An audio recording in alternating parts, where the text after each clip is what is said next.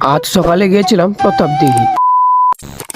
এখন বাজে সকাল 10টা আর এখন আমি যাব প্রতাপদিঘি। এরপর আকাশে সুন্দর একটা ভিউ দেখে বসে পড়লাম বন্ধুর বাহনে। এরপর বন্ধু বাহন চালিয়ে সাইড ভিউ দেখতে দেখতে চলে এলাম প্রতাপদিঘি বাজার। আর এটা ছিল মা কালীমার মন্দির। এরপর বাজারের পাশ দিয়ে চলে এলাম আমাদের ডেস্টিনেশন ঘুগনি মুড়ির দোকান। এরপর নিয়ে নিলাম ঘুগনি মুড়ি, একটা আলুর চপ আর একটা ডিমের চপ। আর খিদেটা আমার খুব জোরদার লেগেছিল। এরপর খাওয়া শেষ করে বন্ধুর বাহনে বসে পড়লাম। তোমরা যদি পারো এই লজটাতে এসে বিয়ে করতে পারো, কোনো প্রবলেম নেই এখানে। এরপর আকাশে দেখলাম জোরদার একটা কালো মেঘ করেছে, যখন তখন বৃষ্টি চলে আসতে পারে। বলতে বলতে চলে এলো বৃষ্টি। এরপর বৃষ্টি থামলে বন্ধুর বাহনে বসে সুন্দর আকাশের ভিউ দেখতে দেখতে চলে এলাম আমি বাড়ি।